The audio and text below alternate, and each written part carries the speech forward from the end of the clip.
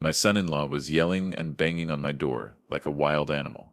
An hour ago I changed the locks on my house because family betrayal had poisoned every corner of it.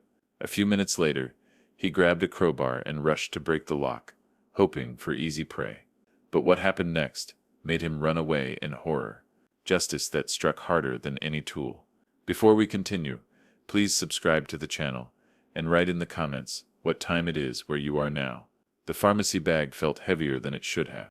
Just blood pressure medication, routine as clockwork, but my fingers cramped around the plastic handles as I turned into the driveway. Chester's Nissan sat there, metallic blue catching the afternoon sun. 2:30 on a Wednesday. He should have been at work. I killed the engine and sat there a moment staring at that car. Della never mentioned him taking time off. Then again, my daughter hadn't been mentioning much lately, beyond how expensive everything had become. The front door opened without resistance. I'd stopped locking it during the day after Eleanor died. Seemed pointless when the house felt empty anyway. Now it held 3 people, and somehow felt emptier than ever. The hallway stretched ahead, hardwood gleaming where the light hit it. That's when I heard the voice. Chester's voice, muffled but distinct, coming from my home office at the end of the hall. The door stood slightly open, a wedge of afternoon light spilling across the floor. I moved quietly. Old habit from my auditing days. Sometimes you learned more by listening than asking. The old man's got maybe 5 years left, tops. Chester's voice carried that particular tone he used when he thought he was being clever. The house is already worth nearly 400,000. My hand found the door frame. The wood felt solid under my palm, real while everything else started tilting sideways. Della's sure she can get him to change the will. Chester continued. He's so lonely since the old lady died. He believes everything we tell him. The pharmacy bag slipped. I caught it before it fell, my other hand still gripping the door frame hard enough that my knuckles went white. A little more time, and he'll sign the house over to Della, while he's still alive. Then we're set. A pause. Then laughter. Yeah, he's completely clueless. Easiest mark I've ever worked. I stepped backward.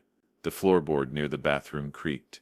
If you hit it wrong, I'd been meaning to fix that for 6 months. I avoided it now, moving carefully until I reached the kitchen. The sink felt cold under my hands. I gripped the counter edge and stared through the window at the backyard. Eleanor's rose bushes needed trimming. I'd been putting it off because she'd always handled the garden, and touching it felt like admitting she wasn't coming back. My heart hammered against my ribs, but my mind had gone very quiet, very clear. 43 years at Colorado First Bank, started as a junior auditor, retired as senior audit manager. I'd built a career on finding discrepancies, on noticing when numbers didn't add up. How had I missed this? Because I'd been looking at them through grief. I realized, through loneliness, through the desperate need to believe that family meant something. That filter was gone now. Dinner happened the way it always did. I'd made pasta with marinara sauce, thrown together a salad. Wednesday routine. We sat at the same table, where Eleanor and I had eaten for 37 years, and I watched my daughter and her husband the way I used to watch bank statements. Dad, you have this big house all to yourself. Della picked at her pasta, that particular whine creeping into her voice.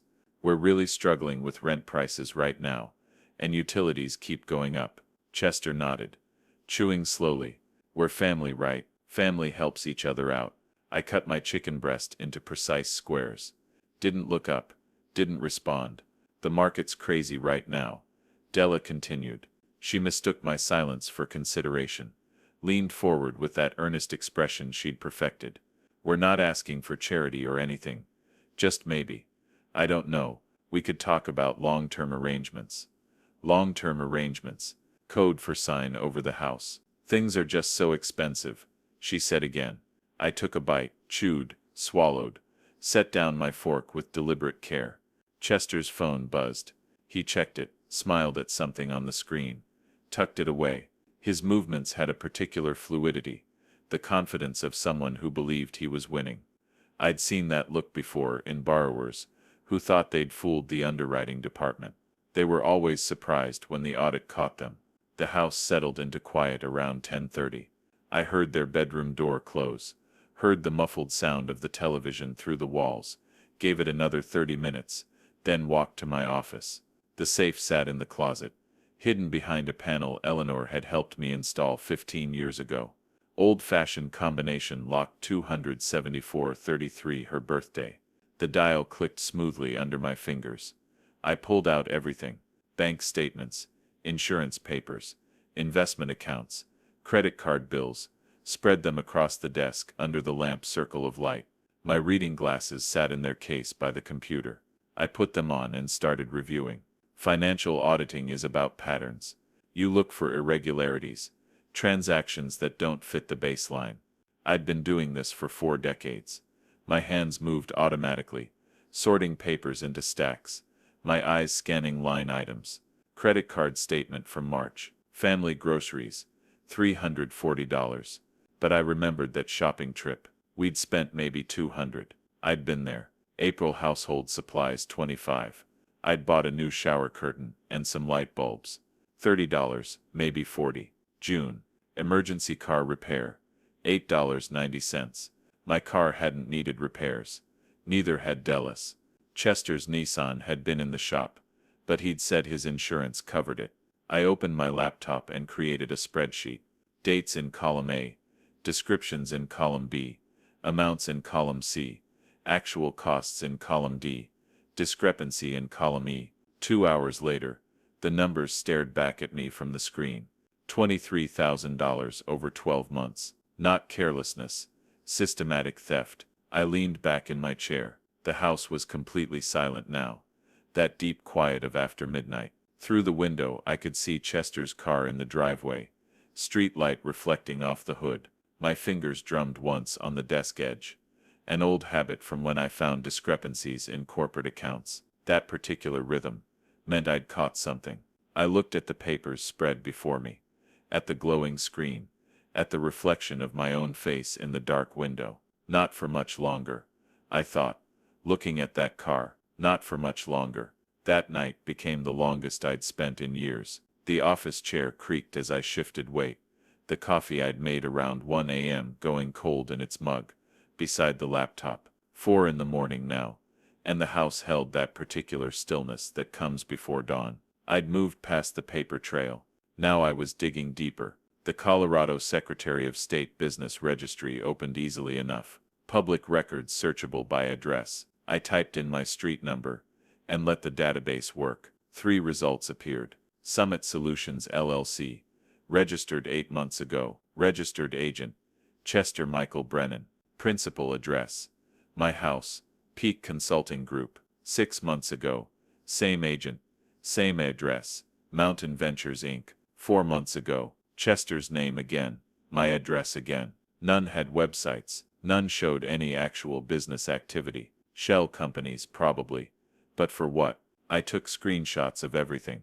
Created a folder on my desktop titled Evidence. Printed copies went into the locked drawer of my file cabinet. I'd learned young that digital files could disappear. Always keep a paper backup. My credit monitoring account came next. I paid for the premium service, the kind that showed every inquiry, every attempt to access my information. There it was. 3 months ago. A hard inquiry from a lending institution in Denver, Mountain Financial Group. I'd never heard of them, never authorized any inquiry. I opened a new document and started taking notes in my old audit format. Date, event, evidence, source, cross-references. The muscle memory of investigation work came back like I'd never stopped. Outside, the sky started turning that pre-dawn gray. I heard pipes groaning as the house's ancient heating system kicked on. Time to move. I showered, shaved, changed into fresh clothes. When I looked in the mirror, the exhaustion showed. Shadows under my eyes, deeper lines around my mouth. But I looked alert, focused. In the kitchen, the coffee maker burbled and hissed. I was pouring the first cup when I heard footsteps on the stairs. Della appeared first, hair pulled into a messy ponytail, wearing sweatpants and one of Chester's old college shirts. Chester followed, already dressed, checking his phone with that absorbed expression people get when they're avoiding conversation. Morning, Dad. Della opened the refrigerator, stared into it like the contents might have changed overnight. We need to go to Denver for a couple days. Chester has a business meeting. I took a sip of coffee, let the silence stretch just long enough. What kind of business? Chester's head came up fast. Investment opportunity. Tech startup could be big. His voice had an edge to it, defensive. When are you leaving? I kept my tone neutral, mildly curious. This afternoon. Della grabbed the orange juice, poured a glass. We'll be back Friday evening. That okay? Drive safely, I said. They moved through the house like people who owned it, packing bags, arguing about what to bring. I sat in the living room with a book I wasn't reading, positioned so I could see through the window to the driveway. Around 1:30, Chester carried their overnight bags to the car, set them in the trunk, closed it, then looked around quickly. That particular scan people do when they're checking if anyone's watching. He reached into his inner jacket pocket and pulled out an envelope. Thick, white, business size. He opened it, counted the contents with his thumb. I couldn't see denominations, but the thickness suggested at least maybe $3,000. Cash for a business meeting, about a tech startup. Chester's body language told me everything. The furtive glance, the quick count, the way he shoved it back into his jacket and zipped it closed. This wasn't business. This was gambling money or payment for something he didn't want traced. The Nissan backed out of the driveway. At 1:45, I watched until it disappeared around the corner at Cascade Avenue. Then I went back to my office and picked up the phone. The locksmith arrived at 8:15. The next morning, professional outfit arrived in a van, with the company logo on the side. Young guy, maybe 30. Competent and efficient. All the exterior locks, he confirmed. Standing at my front door with his toolkit. Everything. Front, back, side door to the garage. And I want deadbolts on the bedroom doors. Mine and the 2 spare rooms. He didn't ask questions. Just nodded. And got to work. While he worked, I made my second call. Margaret Hall's office number hadn't changed in the 6 years since I'd retired. Her paralegal answered, professional and crisp. And after I explained who I was, Margaret herself picked up. Otis Fletcher. It's been what? 4 years. 6, I said. Since my retirement party. I need a consultation as soon as possible. Something in my voice must have registered this afternoon. 2 o'clock. I'll be there. Her office occupied the 3rd floor of a modern building on Tation Street, downtown, where parking cost $8 an hour. The elevator opened onto a reception area, with leather chairs and abstract art on cream-colored walls. Margaret appeared in her office doorway right at 2, punctual like always. 55 now, gray threading through her dark hair, wearing a navy suit and glasses on a chain around her neck, sharp eyes that missed nothing. Otis. She shook my hand firmly. You look tired. Rough couple of days. Her office smelled like leather and paper.